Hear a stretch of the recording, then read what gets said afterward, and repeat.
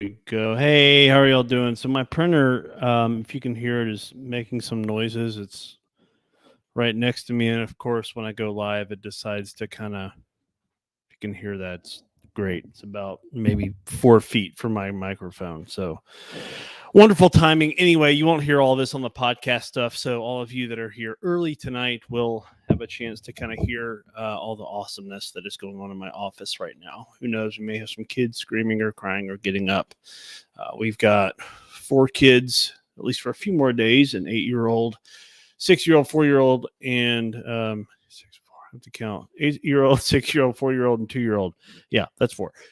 So anyway, it's a pretty busy time in our household. I hope y'all are doing well tonight. We've got a lot that we're going to cover. I'm going to go ahead and throw our question of the day up there since my printer is calming down now.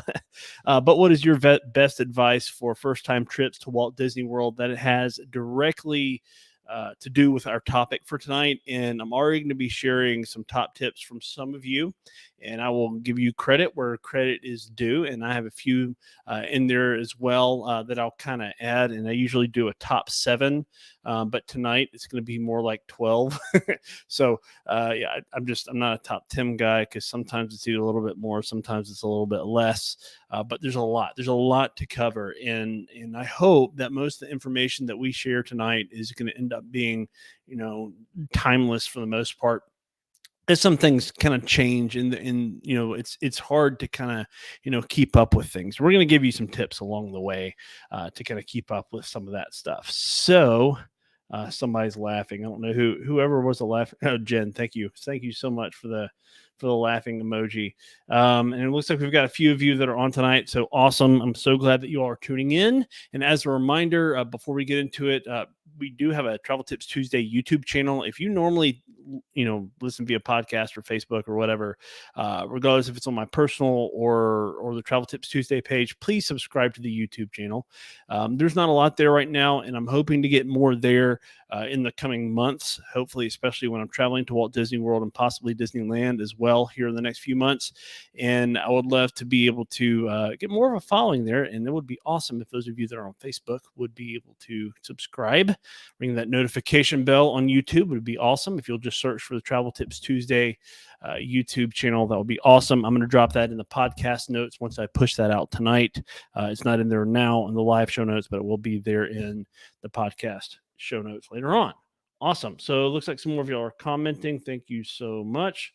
Cool stuff. Okay, so let's get started, shall we?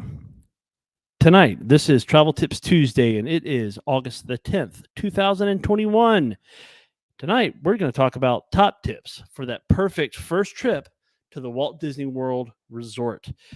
If you're planning a trip for the first time, the umpteenth time, if it feels overwhelming, hopefully this episode will be very practical for you. We're kind of getting back to some of the roots of Travel Tips Tuesday. This show, many moons ago, started off as a basically real practical, just travel tips show. That's really all we talked about. Went real long, didn't cover a lot of news, and didn't really banter a whole lot, and didn't really have a whole lot of live interaction. It was super practical. So we're going to dig into some of that tonight.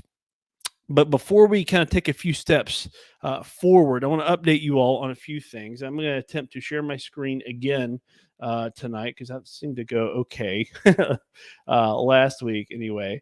So we have, here we go. There's a new contest that I'm starting, basically effective 10 days ago, roughly, called 40 More in 2021. I shared a graphic of it this morning.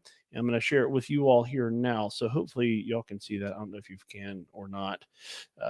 Let's take a look here.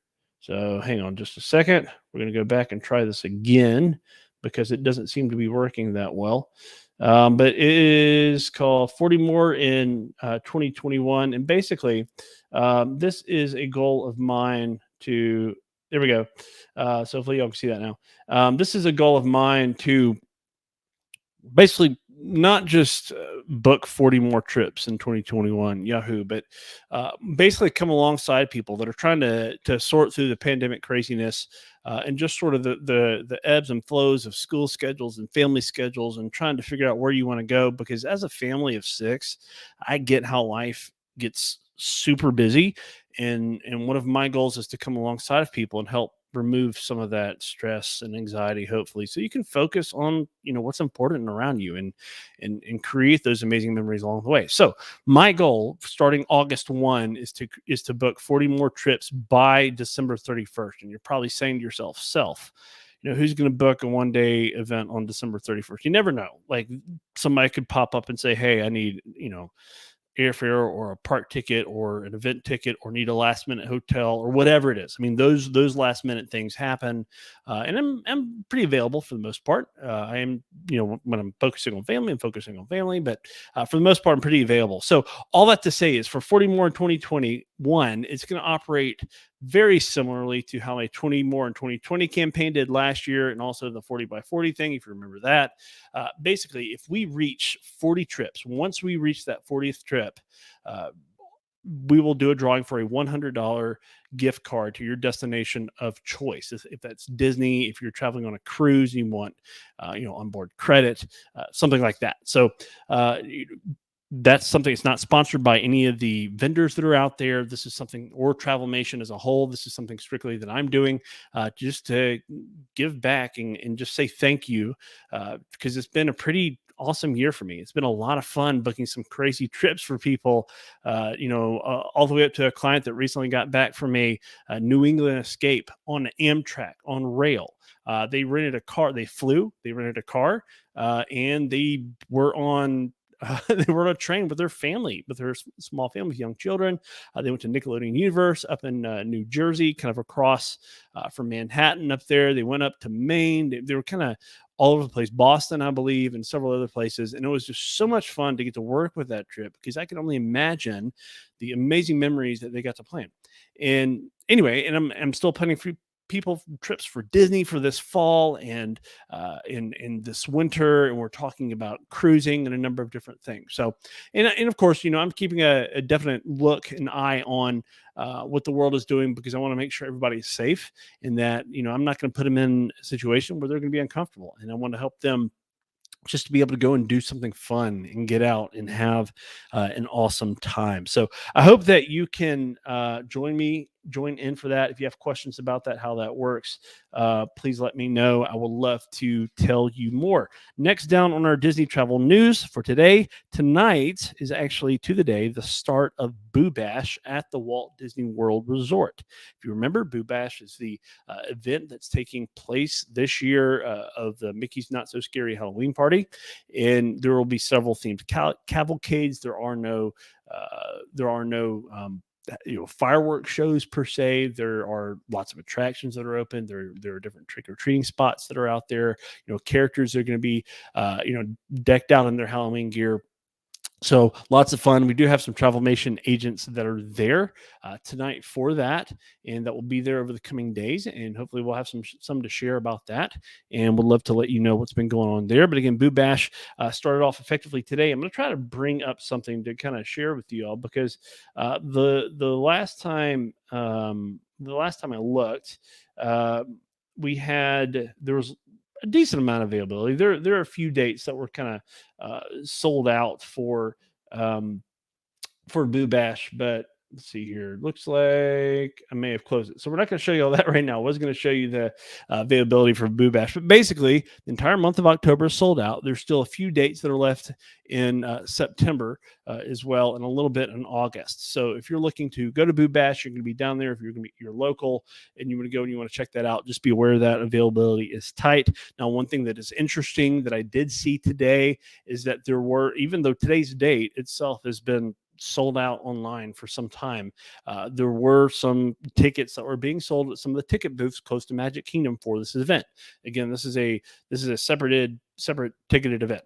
So just be aware of that. There's a slim chance that if they are sold out, that there might be some more available, or they might be releasing more availability. So, we'll just have to see and play it by ear, so to speak. Also, we're going to get into, this is going to be fun. So this is one of my favorite conversations of the year to have. And that is all about some of the seasonal bites that we get to have at some of these fun events like Boo Bash and some of the parties, but specifically throughout the year in the fall and the holiday season, that kind of, back to back, they will have a large amount of seasonal treats that you won't normally see in the parks, in the resort hotels at Disney Springs, kind of scattered about. And we're going to spend a moment and talk about a few of those tonight. And there is an article that hopefully you can see. This is the Disney Parks blog, so I'm going to fully cite them. This is not something that I wrote. This is, their stuff. All the images are owned by Disney and all the things. You can even see who wrote it right there. Aubrey Gravante, I think is how you say it. So some pictures, a few of the items, and we're going to get into kind of this list. So there's a lot. We're not going to go to every single one, but we're going to highlight a few things from each of the parks, and maybe take a look at Disney Springs and just kind of share with you some of the things that they have to offer. If you want the full list, you can hop over here to the Disney Parks blog and take a look at that and kind of digest that, so to speak, for yourself. So I'm going to grab my printout here, and we're going to kind of kick it off with some of the resorts. Now, not every single resort is going to have something. Most of them are going to have something that are on here, especially the ones that are open. The deluxe resorts, typically speaking, are going to have more options available. So just be aware of that. So anywhere from like Disney's Animal Kingdom Lodge over at Sanaa, the Sanaa Lounge, which is a table service restaurant over at Disney's Animal Kingdom Lodge, well known for the bread service. A little shout out there.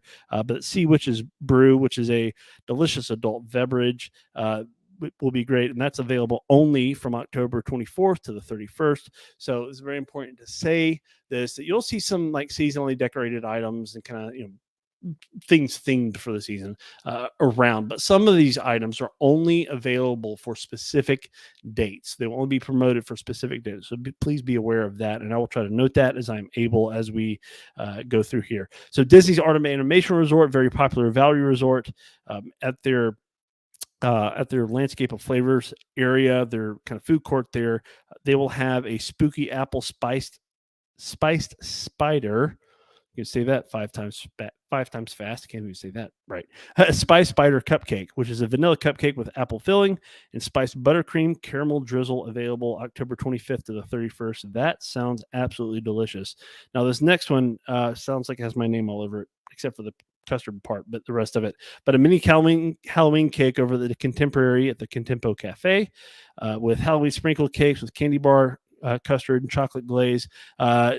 Disney's Grand Floridian Resort and Spa, they have a Hocus Pocus, a mutt cake. So that sounds delicious. It's a devil's food cake based item, and that will be available September 1st to November the 1st.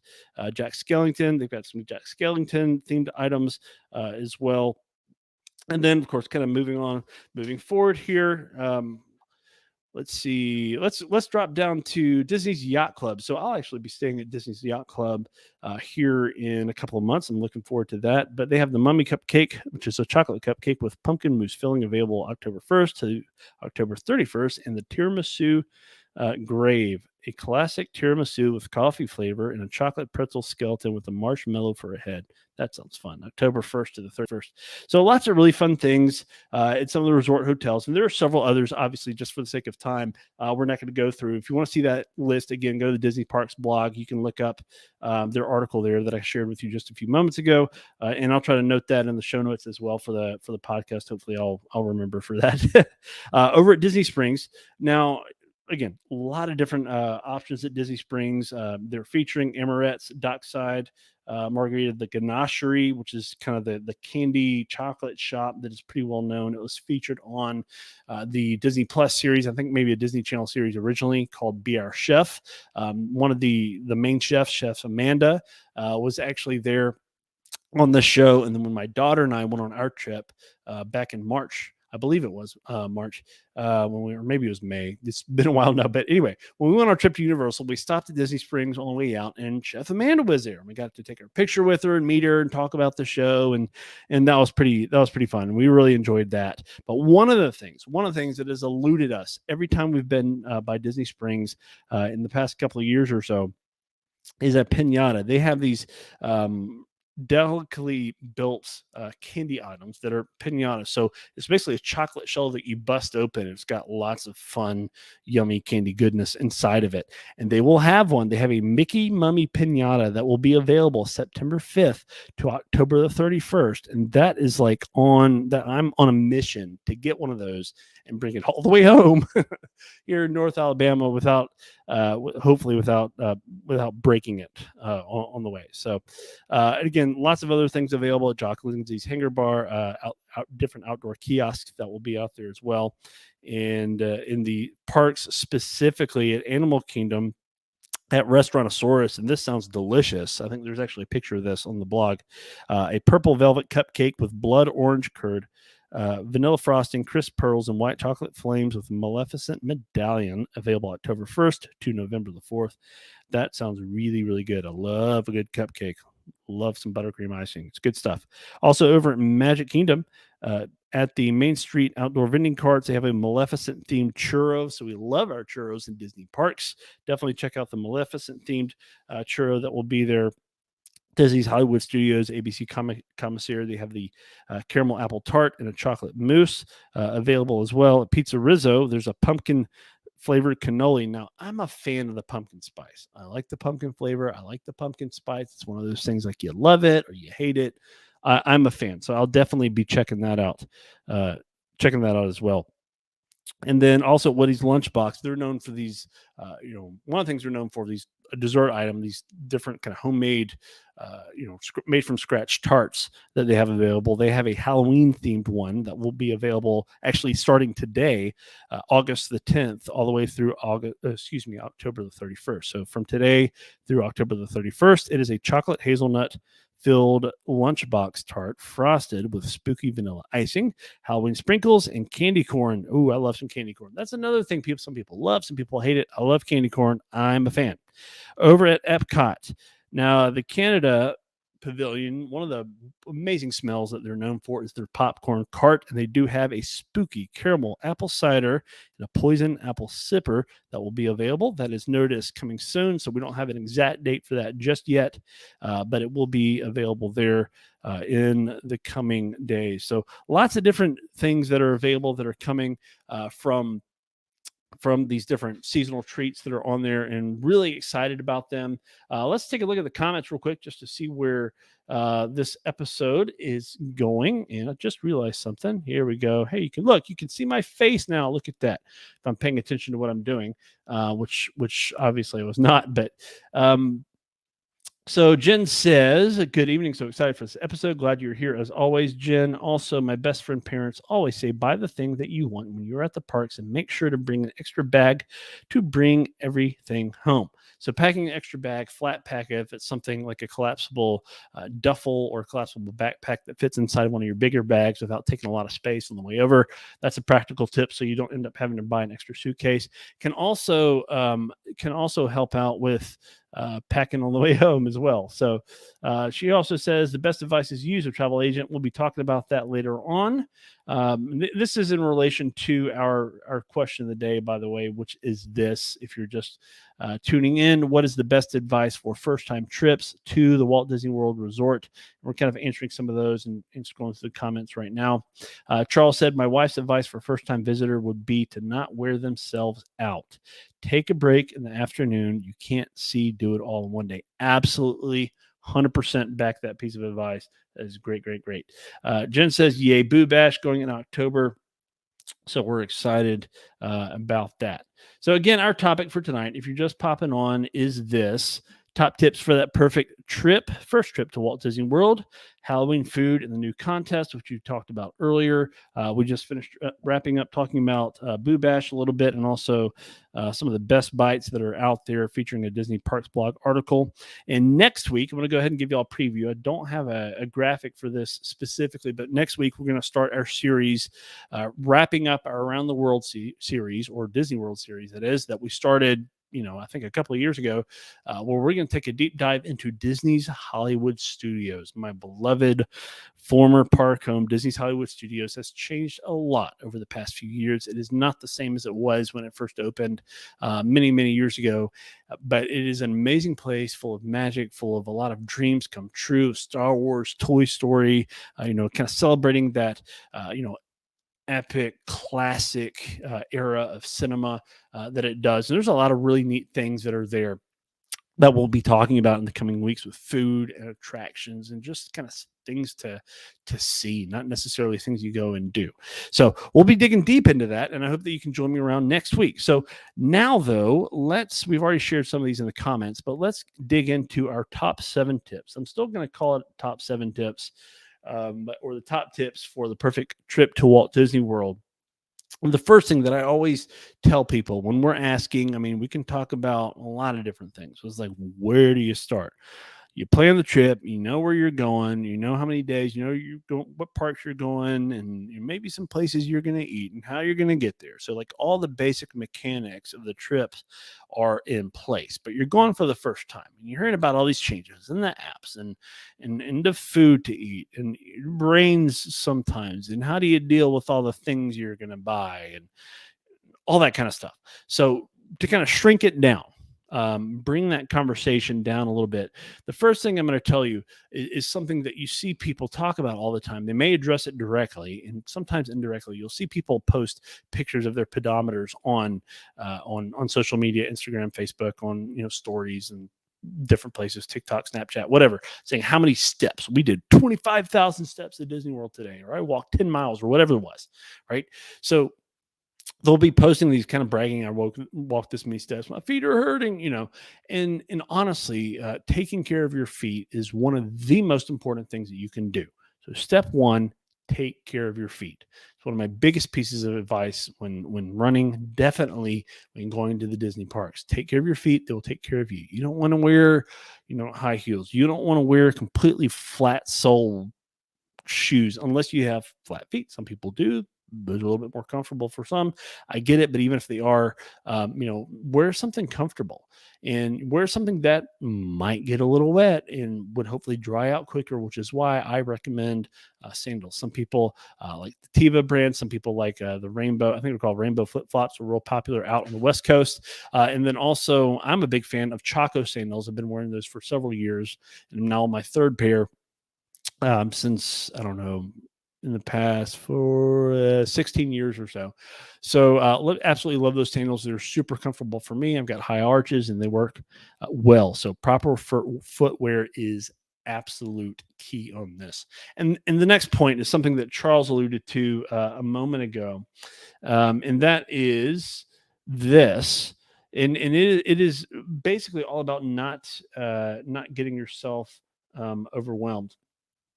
And I'm going to pop back to some comments here in just a second. My buddy Chris Edwards from Ear Magic just popped in on the comments. Hello, Chris and Susan, if you're listening. But I want to mention this next thing because this is definitely key in the planning process. And I normally try to communicate this as soon as possible. And that is this: don't let yourself get overwhelmed. There's a lot to see. There's a lot to do. There's a lot of experience. Kind of like, this has sort of already been said, but enjoy all of it.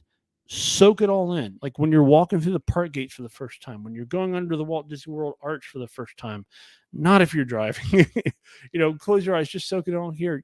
Soak it all in. You're there. You're at Walt Disney World, right?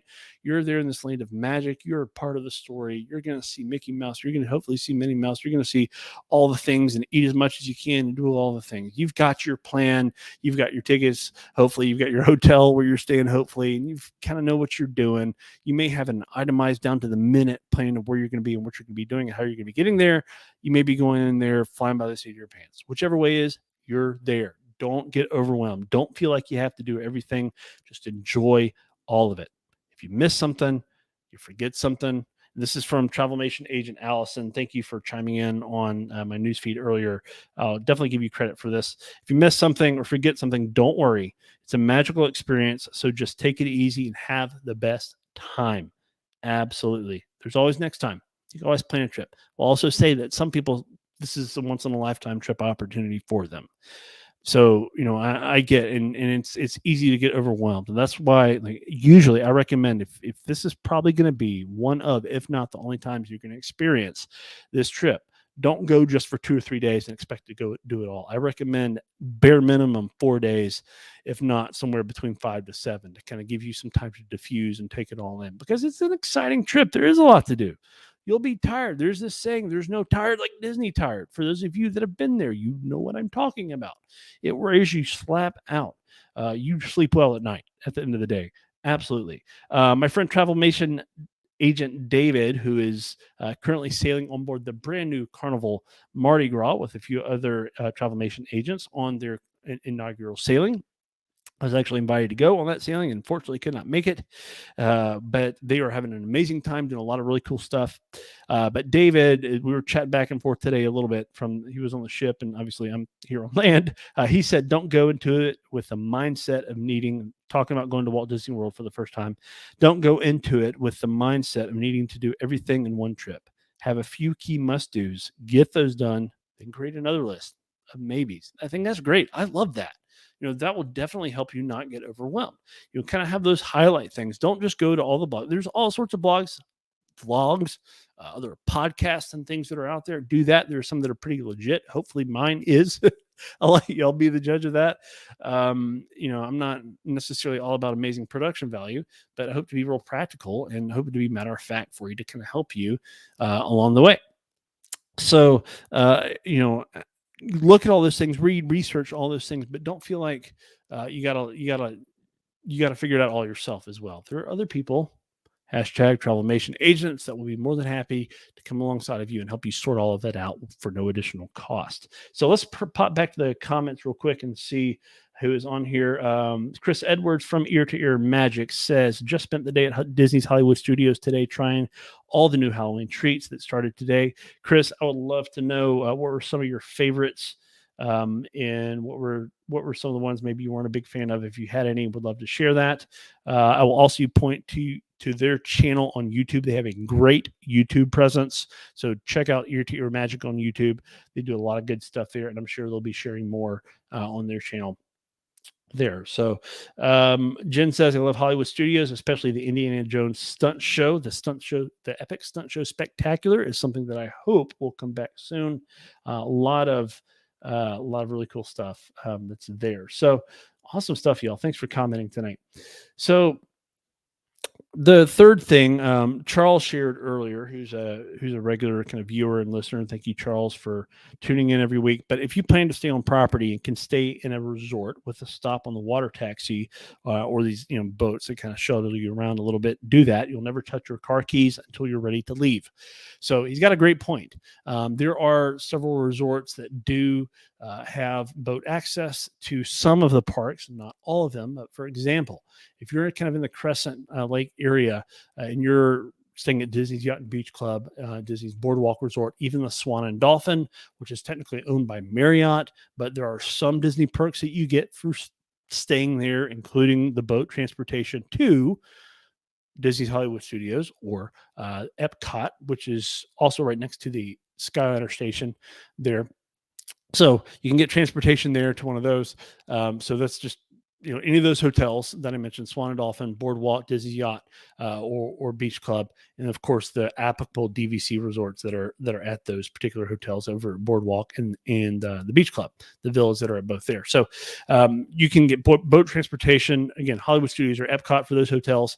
For some of the resorts that are close to Disney Springs, like for example, Port Orleans Riverside and French Quarter, and I believe there are a couple others as well, that you can have boat transportation from your resort hotel to Disney Springs. It's great if you like to eat, if you like to shop, if you like to just chill at the end of the day, and you just want to kind of hang out and have fun a little bit. Maybe you're going for a park stay or for a resort stay that requires no park time. Go stay at one of those resorts and check it out.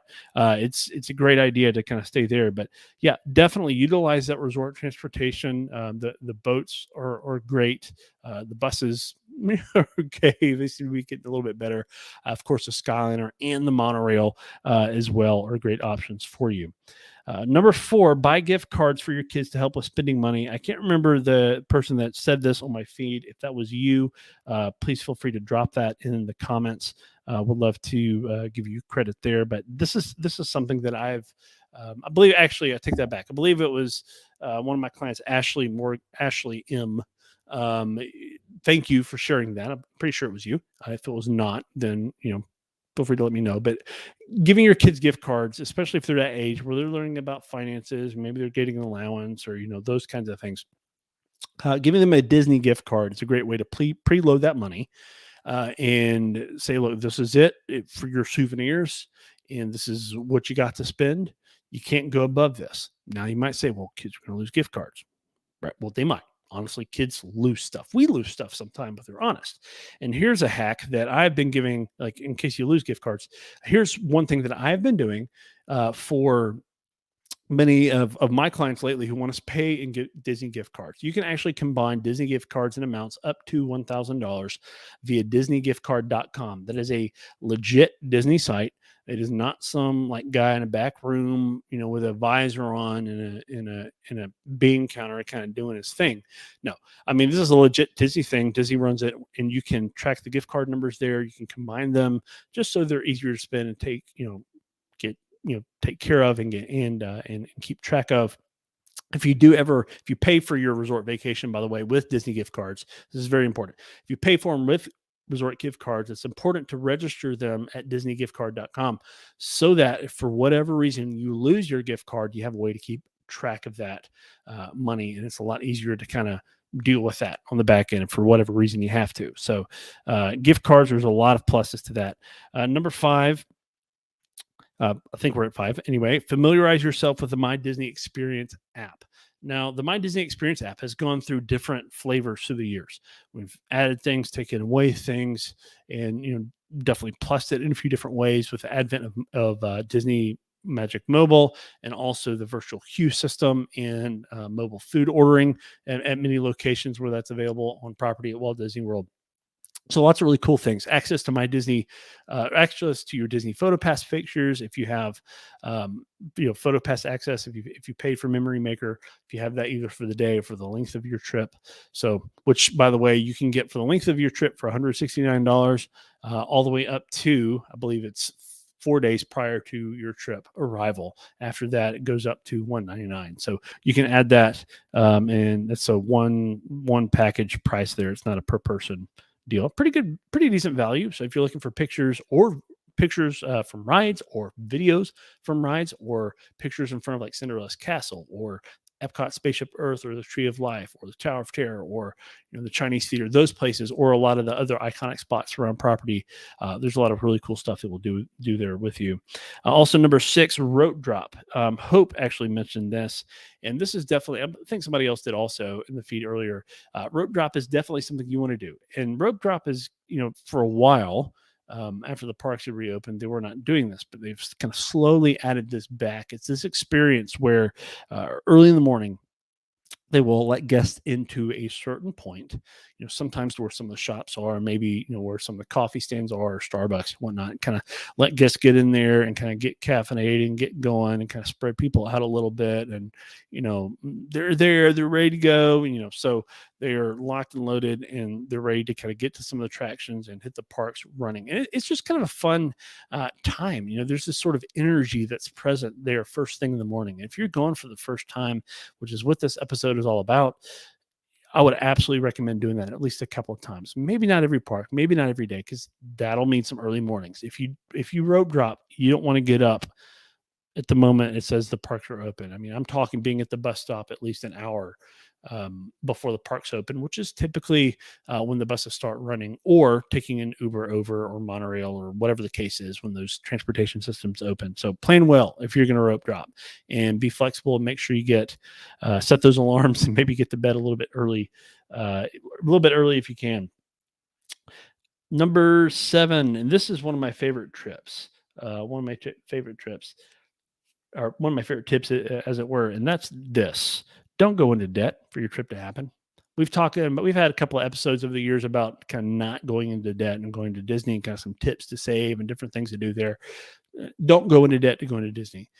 Nothing stings worse than that credit card bill that hits you about a month after you get back. If you can pay for it in advance, if you can save up for it, if there are ways to kind of make it happen, split the cost, pay for it in advance. If the dining plans come back, do that, so you're not having to pay, a lot extra for your meals. Maybe some tips here and there, but bring money for spending money with gift cards. Make that your budget, kind of like we were talking about earlier. Maybe not just for kids, but maybe for you. So, don't go into debt. Don't spend over your means. And as a travel agent, I want to make sure that you are having the experience that you want, one that you're going to be able to remember fondly, and one that works for you where you are, wherever that means. If it's a value resort, if it's a deluxe experience, if it's a VIP experience, if it's something in between, if you're staying on property or off property, if you want to eat in the parks, if you want to have groceries delivered to your resort, which, by the way, you can do that for first timers. If you're looking for ways to save money, I highly recommend that. We did that for my family back in January when we were over at Beach Club. We had the groceries delivered one night that got us done for breakfast and a few snacks pretty much every day we were there, which saved us a lot. The groceries were bought from Publix and we had Instacart deliver them. Super easy, seamless process. And I think maybe we spent $38 on groceries for breakfast. That got us through most of the week, which for a family of 6, you might feed 2 to 3 people on a quick service meal for that amount. So yeah, it definitely saved us. It was super easy. And, we try not to do that, just so we can kind of focus and move forward, and maybe even start planning that next trip while we're still there, because, that's one of the great ways to avoid Disney depression when you leave. Cause like, you're leaving this amazing, incredible place. And sometimes it gets a little sad when you got to go. And there's a reason why some people call the Magical Express the Tragical Express, because it's not the best experience leaving all the time. Not because, logistical things happen bad, but just because it's, you don't want to leave. It's Disney. It's fun. It's exciting. It's special. So again, don't go into debt for your trip to happen. You will enjoy it a lot more. That came from Hope, and that's kind of also one of the things that I typically remind people of. Number 8, bring your own water bottles plus Crystal Light or Gatorade packets. Around most water fountains, there are bottle refilling stations now, and so I've got a water bottle over here. This is actually one that I've taken to the park. So again, skinny and kind of slim there, double wall insulated kind of stuff, and that's been a huge help around the holiday season. The brand, I think it was Arctic, which is similar to, I think, Yeti in some ways. It's a double wall insulated, similar to what's back there. But they had some of their bottles kind of like that on sale that we bought all our kids for Christmas, and then that was part of their Christmas present. And we went to Disney last January and had an amazing time, and took those bottles with us, and that saved us a lot. So we were filling up water bottles. We were getting ice water. So some people are like, Florida tap water is gross. We don't care. So we were like all in. Bring those Gatorade packets, those Crystal Light packets. Those will help with those electrolytes through the day, especially if it's warmer, and help kill the monotony of the Florida tap water and that taste. Number 9, I want to remind you of a very important fact when traveling and when planning your first trip to the Walt Disney World Resort. And that is this. It's very simple. Have fun. Don't forget, you're there to have fun. You're there to make memories. There are things that are going to happen that are unexpected. It's going to happen every time. Sometimes Disney's going to sprinkle a little bit of pixie dust, and it'll be a positive thing. And sometimes things happen that are outside of your control. It's outside of Disney's control. It just sort of, it just sort of happens, and you kind of got to roll with the punches, and it's not fun, but you're there to have fun. And if you are a group leader, if you are kind of the lead guest and you helped coordinate it with a travel agent or plan the trip yourself, there are people in your traveling group, in your family, friends, whoever, they're going to be looking to you for how you react in those times of stress. And a lot of times you can set the pace for the group. You can't always please everybody, but a lot of times you can set the pace for the group for how people are going to react and encounter different situations. So just be aware of that. You're there to have fun. Keep moving forward, as Walt Disney used to say, and look to that next thing. There's always something around the corner for you to do, for you to experience, that will create some amazing, incredible memories for you to fondly look back on. So have fun. Enjoy it. Number 10 is a packing list. So make sure you spend some time. If you're a first time traveler to the Walt Disney World Resort, there's all sorts of different packing lists that are out there. I send my clients out one when they're traveling to Walt Disney World to kind of, help prepare them. And this is sort of a basic thing. I'm not telling you like how many pairs of underwear and stuff to pack. I mean, not stuff like that, but more so things that you take to the parks and things that might be specifically suited for a trip to Walt Disney World. And Jen, who's a regular kind of viewer of Travel Tips Tuesday, had an idea to look at this episode about the perfect, I think the perfect park bag is what she called it. We may do that because, packing well for the parks is very important. I see some families that want to bring in these massive like carts and strollers and things, which, we've got a double stroller for a good reason. But back when wagons were still allowed, these big, you'd see coolers and all sorts of things, brought in, just people bringing everything house and home, whether it's to save money. Sometimes people do have to bring medical equipment in. I understand that. That is something, that some guests do require. And, that's, Disney will work with you, on those things and make sure you're accommodated as much as they can. So all that to say is, packing for the parks, packing for your trip in general is one thing, but packing for the parks is a different animal in a way, because you want to pack light. That's always what I encourage you to do. Pack smart, but pack light. Pack things like water bottles, like I just showed you, USB chargers, ponchos, because yes, if you travel anywhere from probably mid-March until I would say mid to late October, there's a really good chance that you're going to get a freak afternoon shower between roughly about 2:30 and 4 o'clock that will last approximately 15 or 20 minutes.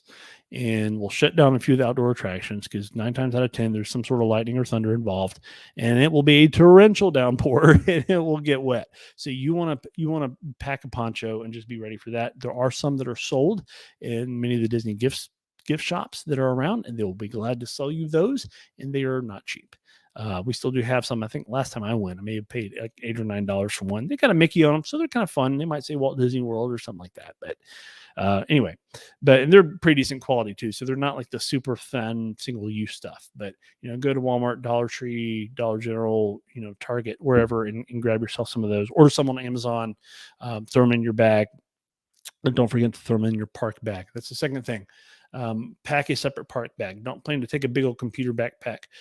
Get a single like sling bag or something like that, just something that's lightweight to carry.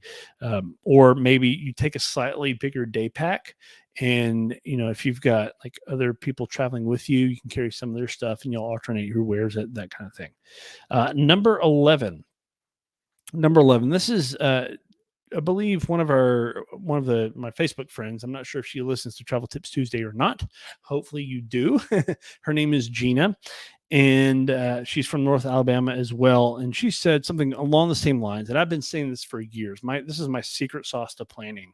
And we actually did an episode on this a while back. And that is this: plan well, but be flexible. Plan well, but be flexible. Going back to what I was saying earlier, you're there to have fun. Sometimes the unexpected will happen. Yes, people get sick on vacation. Yes, sometimes luggage is missing. Yes, you may have to make a Walmart or Target run. Things happen, right? Things happen, and that's okay. You're there to have fun. You're probably like, I'm a planner. Obviously, it's why I do this travel agent thing. I enjoy it. It's a lot of fun for me. And I create plans, and even like sometimes I'm my own worst travel agent. If I'm being honest, I'm making plans for myself or my family, or for other close friends. And it can be hard to kind of plan things and build in flexibility, because you don't want to be so worn out at the end of the day that you can enjoy yourself. That's why, I say up front, take care of your feet, because they'll help take care of you. Build in rest time in your trips if you can, if you're able, even if it's just a half a day. Build in some rest time if you're just hanging out by the pool for a bit, if you're sleeping in. Just don't feel like you have to go. When my daughter and I went to Universal, we had 2 very full days in the parks, and then one third day that was pretty full as well. And we spent some intentional time rest, like the middle day. We chose to kind of sleep in, just sort of take it easy for a little bit, because we were tired from that first full day. Like we weren't like done with the trip, but we were tired. It was warm, sunny. It just, yeah, it was a lot of walking. You're going to be exhausted. So, you know, don't just plan for the unexpected. Go into it with an attitude of flexibility, and that will make the world of difference in your trip when you go. So, a few other comments here. Charles comments, and this is going back to our conversation about transportation and some of the boats. Between the boats and buses, you'll have it made. I'm with you on that. So it's a great option with the boats. And then Jen's talking about saving here. I've already started to pull money out of my account to bring my spending cash to Disney. I try hard to not use a card when I'm at the parks. Disney doesn't mind if you do, of course, but that's a solid strategy. So pull that money, out of savings, make it cash if you need to, put it in a safe or whatever. I actually have a specific savings account with a specific name.